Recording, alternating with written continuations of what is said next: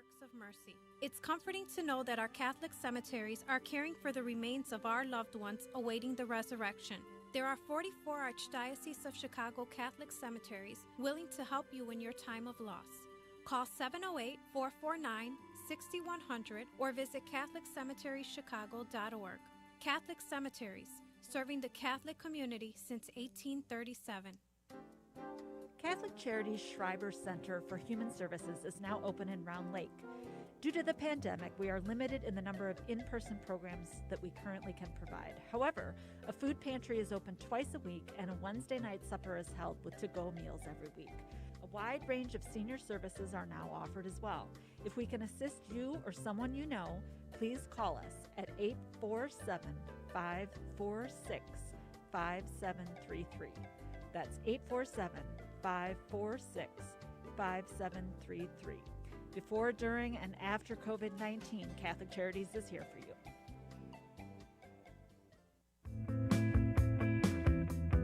You're listening to Catholic Chicago on WNDZ 750 AM. Every Monday through Friday from 8 a.m. to 9 a.m., the Archdiocese of Chicago presents programming about the people, events, and issues that touch our lives. Thanks for letting us be part of your morning. Now again, Catholic Chicago.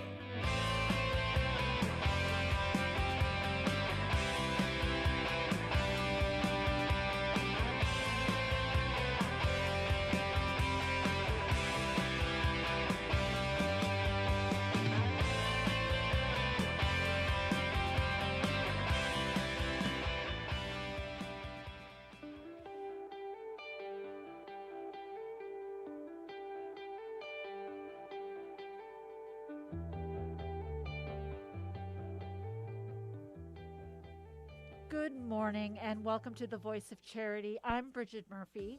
Marie Jochum is taking a well-deserved day off today, and I am delighted to be here with Noreen Russo, who has been on the show many times before. She's wearing two hats today. She's a guest and co-host. But before we get started, Marie usually handles all our logistics. I'm going to get them taken care of at the top of the show. Thank you for joining us, first of all, and a blessed and joyous and happy Easter from all of us at Catholic Charities. To all of you, thank you for joining us on Tuesday mornings for the Voice of Charity. You can listen to us on WNDZ 750 AM, at YouTube Catholic Chicago, and at Facebook Catholic Chicago, and we hope you'll join us on one of those platforms. The Junior Board, which Noreen is here to talk about, is a dynamic group of young professionals who are making a positive difference at Catholic Charities and in their communities. These young people volunteer, raise resources, join in spiritual conversations, and one of the projects that they have been working on in recent months is a racial equity book club. And Junior Board member Gracie Covarrubias is also on the show today to tell us all about it. Welcome, Noreen and Gracie. Thanks, Brigid. Hello.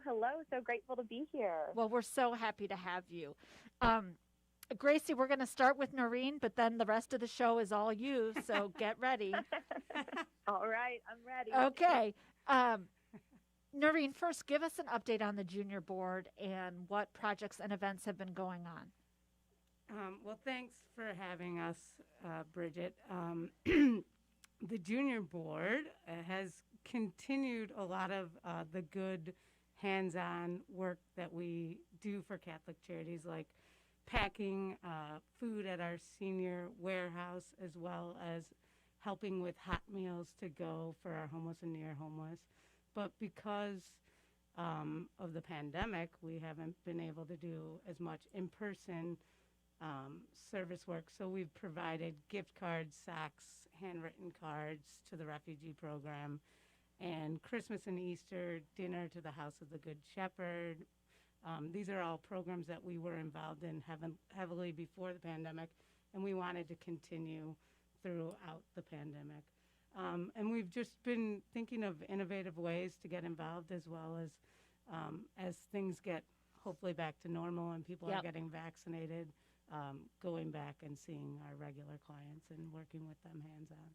Yeah, and with everything that we try to do at Catholic Charities, I like how it's meeting the practical need and the spiritual need, right? We all need companionship and hope. So the notes and cards are not a small thing, whether it's to seniors or to refugees being new to the country, possibly not speaking the language, and there's a global pandemic. You can't even fathom how folks are navigating it. Exactly, Brigid. And we thought, we're lonely, staying at home. Can you imagine coming to a new country, being alone, and being told you can't leave your house? So, And I think tell people how many members the junior board has, because it's quite a collection. It's shocking. We have 500 people who are part of our list, but probably 100 active members of the junior board who are fully engaged and participate in activities. Fantastic. And one of those activities, I'm so excited to talk about this because I think we're all trying to do a little work in this area. But before we talk about the book club, the junior board hosted a really interesting panel discussion back in October related to race and social justice. Can you share a little bit about that? Sure. So although we were able to continue the good work and do lots of new innovative things, we really felt the need to engage people in a deeper understanding of racial inequality during, this past year. There's been a lot of things that have come up that have caused us to actually think about some things that maybe we haven't before. So we decided we wanted to do a faith in action panel, and we invited Rabbi Craig Martins and Father Wayne Watts and Dr. Nicholas Pierce and Dr. Shanila, who is a Muslim leader. And we wanted them to have a conversation that really helped us confront injustices in communities, or in our community, and give us a little bit more of an education on what we can do. But it was awesome. It was eye-opening, but we didn't want it to stop there. So we've tried to engage in other ways and continue conversations about racial inequality. Got it. And folks can actually watch that panel. We've have a recording of it on our website at CatholicCharities.net, I think in the upper right-hand corner, if you care to check it out. It was really, really interesting. I think there's so much to, unpack is used all too often, but, there's so much about racial inequality that's embedded in our systems, and while we may not have had an active role in creating those systems, we benefit from them. We need to do more to challenge them, and I found it just a really great jumping off point. And this must have led to the book club, but before, I don't want to start that conversation when we need to go to a break. So we're going to take a quick break, and then when we come back, we will chat with Gracie Covarrubias about the Racial Equity Book Club.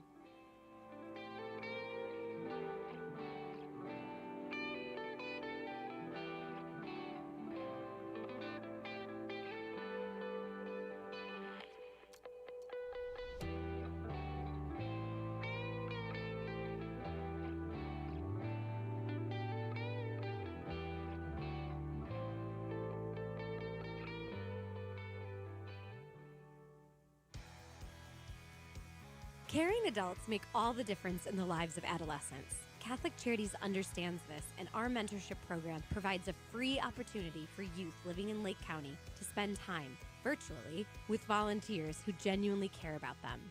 This program is ideal for youths aged 9 to 12 who may need support navigating the challenges of childhood and early adolescence. Our amazing volunteers serve as friends and role models who help youth recognize their strengths and empower them to reach their full potential.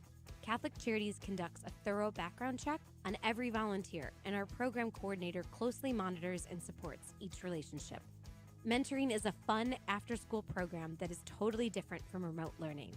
Virtual group sessions help youth enjoy fun activities with their peers, too. We're connecting youth with great role models. Join us today. To learn more, call 312-937-3375. That's 312-937-3375.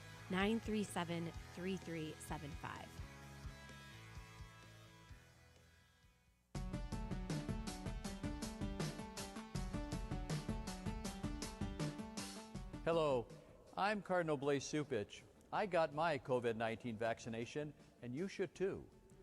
It took just a few seconds and was painless.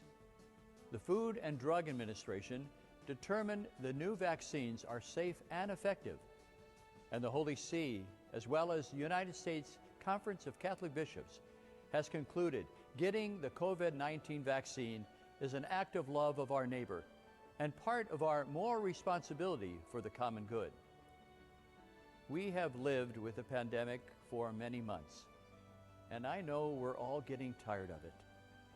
Vaccination is one of the most important ways you can protect your health and the lives of those you love and help bring the pandemic under control. When it is your turn, I urge you to be vaccinated. And remember to do your part by wearing a mask, washing your hands, and watching your distance. Thank you, and God bless you all.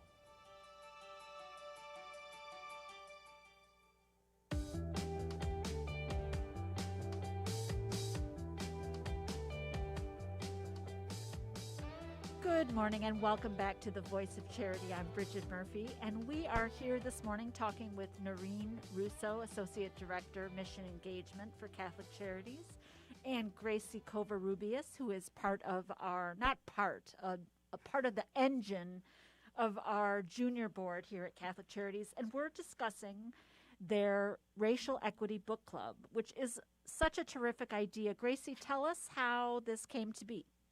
Yeah, absolutely. So I think most importantly, we really wanted to provide a forum for people to kind of come together and talk about everything that's going on in society. I think when the pandemic hit, we as a junior board knew that what we were going to have to offer to our members was going to have to pivot and evolve and change as we were all struggling to adapt.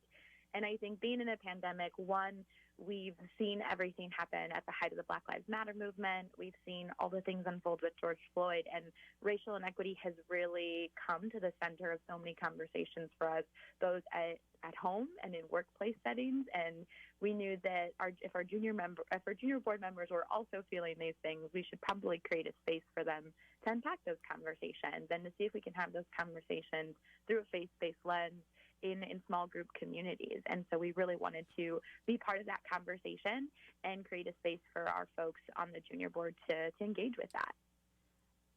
I'm in awe. I think it's such a fantastic idea. I know I've been doing a lot of reading, but it helps to discuss and to ask questions and to say, did you feel this? Did you feel that? Tell us about the book that you're reading now. Yeah, so we're reading Tattoos on the Heart by Father Greg Boyle. And if you have yet to Google Father Greg Boyle, this is your invitation to do so. He's perhaps one of the most incredible Jesuit priests out there, but he's worked and done a lot of restorative justice efforts in the LA area for decades now. And his biggest project is Homeboy Industries, which is actually at the center of this book. And so Homeboy Industries is the largest gang intervention, rehabilitation, and reentry program in the world. So the book chronicles all the adventures and misadventures and life lessons that Father Greg learned as Homeboy Industries came to be, and as he learned to be in community with the folks in Boyle Heights, which is the neighborhood in LA that he was stationed at. I have read that book, and I have heard Father Boyle speak, and I second your endorsement. You know, Google him, read about Homeboy Industries. He just, you'll have to correct me if it's this book or another one, but he talks about radical hospitality and, radical kinship, excuse me. Yeah. And I find that so fascinating and so important as part of our call. Can you and Noreen maybe talk about that a little bit? Absolutely. I think one of my favorite things about this book is that the concept of human dignity is at the core of every single story. And Father Greg kind of tells his story of growing with the Boyle Heights community in the way that you would approach it as an outsider, which I think is really helpful for the reader. You're also uncovering all these layers about the neighborhood and its people as he's weaving through the stories. And through each of those layers, you start to understand just how radical the idea of kinship and compassion is, especially in our society. I think when we're talking about racial inequity and we're talking about all the challenges that folks of different backgrounds and different ethnicities are all facing in the United States right now, the one thing that kind of gets pushed to the wayside is compassion. And compassion is like front and center in every single thing that Father Greg talks about. And it's so beautiful because it's so fundamental. We think compassion, it's so simple. But when you're looking at someone who's different from you, when you're looking at someone who's coming from a different background, who has access to different resources, who could be the complete opposite of the way that you were raised, compassion is the tricky thing. And Father Greg makes it less tricky. He makes it more essential to every conversation and every interaction that you have with people. And I think that's what's so beautiful is you see that woven all throughout the text. Yeah. Noreen's nodding her head vigorously. I'm looking at my notes from book club, and I have, like, on page 46, compassion is God. And I think what Gracie is saying is throughout the book, compassion, compassion, compassion. And he just says it so directly there, compassion is God. Right. And in a world that's so divided, right? We've all lived through such political division, all kinds of sort of, we talk about the COVID bubble, but we all can sort of live in our own little bubbles of belief. And I think the idea that it's easy for me to love Noreen. She's my colleague. We share a worldview. We're friends. I'm sure I'd feel similarly about you, Gracie. It's the loving the people we don't know, or the people we don't understand, or the people, loving our enemy, right? Yeah. That's the hard part. Loving your friends and family is sometimes a lot less difficult, and we give ourselves credit for that when in fact it's what we owe to the stranger and the work we put in to understand other people that's really, really the challenge and the call. So we are going to take another quick break here on The Voice of Charity, and when we come back, we will talk more with Gracie Covarrubias and Noreen Russo.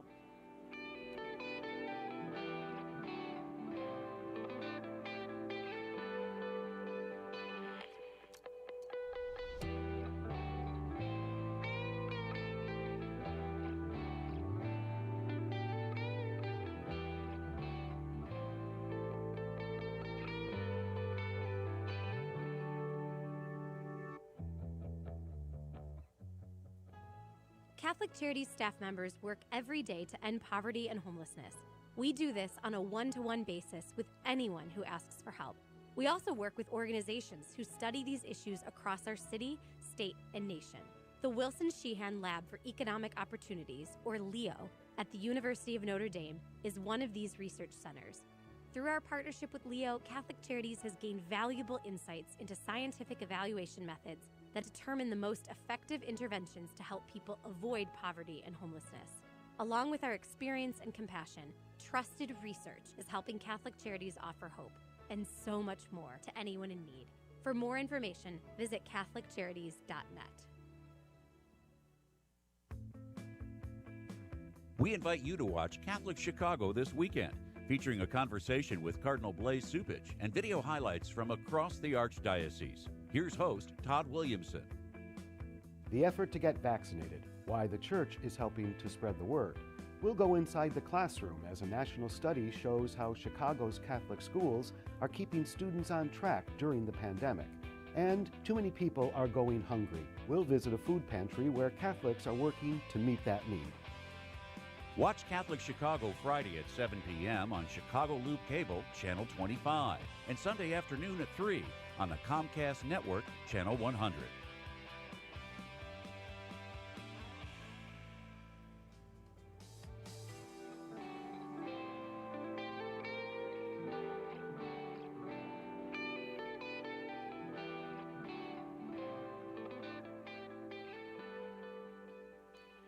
Welcome back to the Voice of Charity on this gorgeous Tuesday morning. We are talking with Noreen Russo, Associate Director of Mission Engagement at Catholic Charities, and Gracie Covarrubias, who initiated and leads, I think that's fair to say, a racial equity book group with our junior board.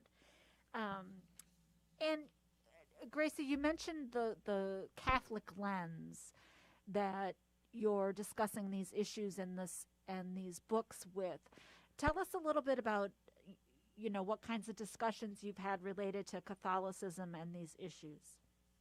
Absolutely. So I think the concept of human dignity and compassion is all really closely tied to Catholicism. And being a junior board book club, it's kind of hard to escape it. And I wouldn't want to. I think It's a great opportunity to bring folks inward and talk about what faith in action looks like and how you can do that in tandem with your efforts to live in a more just society and to be a person that's supporting social change. So it definitely gets woven into a lot of the conversations that we're having. I think the most prominent example and one of my favorites is that Father Greg is often quoted in this book for one of his famous lines of, they're ripping the roof off the place and those outside are being let in. And he's making a reference to ripping the roof off of a church and really allowing faith and the community that is associated with faith to be welcoming to all.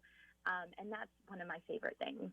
It's truly been incredible to discuss with folks how we can rip the roof off of our churches and be more welcoming and be more engaged in compassion and challenge each other to think about human dignity in every single interaction that we have.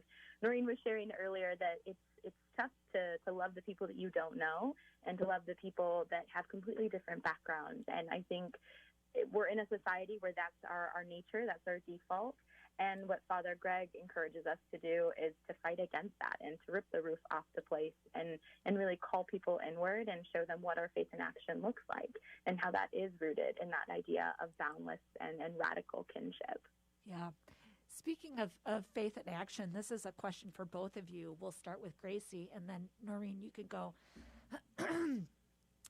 Has there been a particular conversation or moment that you can recall, either in reading the book or in the discussion, that was kind of an aha moment in terms of understanding racial inequity and or the work that those of us who maybe because we're white, the privilege we experience or the let's say lack of some difficulties, right? I think part of the challenge with this conversation is everyone feels that they work hard and they've done the right things. And so when you call out something like white privilege, it's like, listen, I worked hard for my life and I've done right by people, and you calling this privilege isn't helpful for the conversation. Is there something you've talked about that sort of maybe helped drive home what we're trying to get at there? Yeah, I think there's so much in the text that set us up to have a conversation really around what you're sharing. And I think it's tough to be called out. I think we're all in a position right now where we are checking our biases and we're examining kind of all of our thoughts, trying to figure out, okay, where can we be better? Where can we be improved?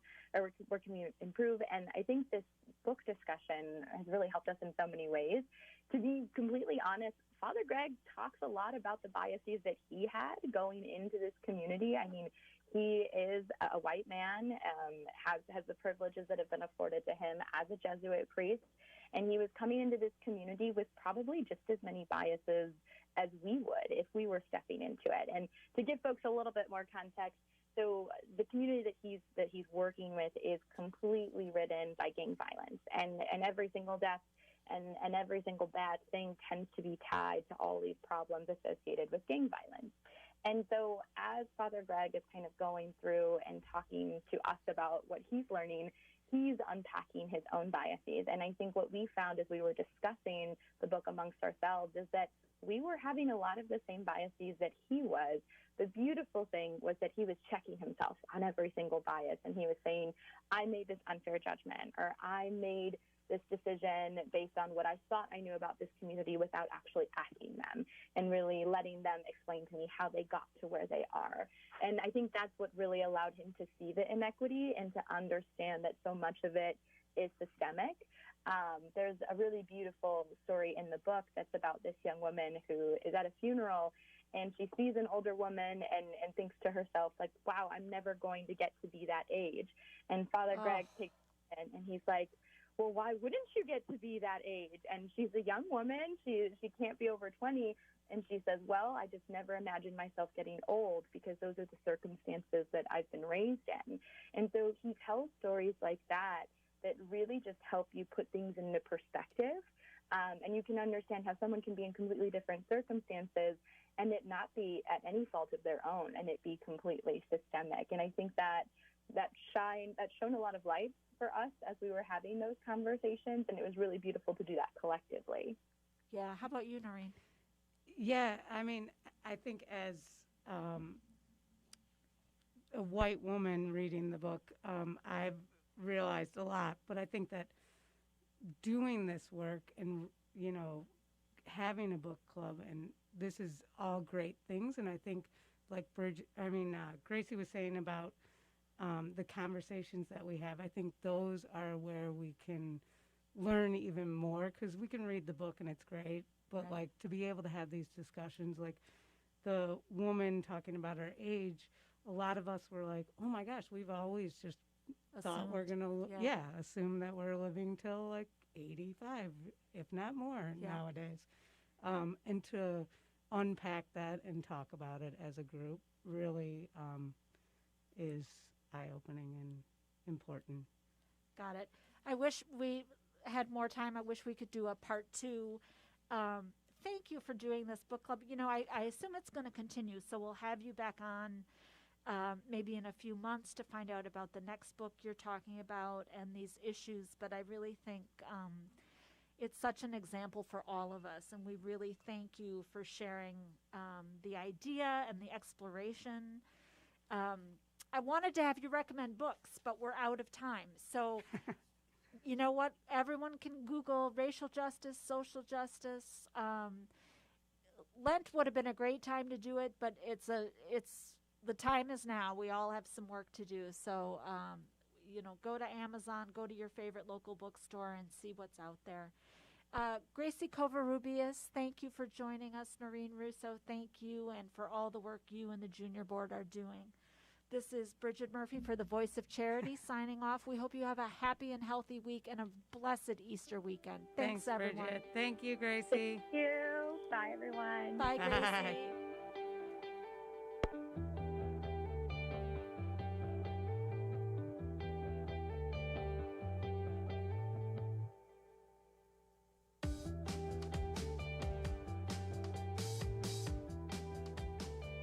Join us every Monday through Friday at this time for Catholic Chicago.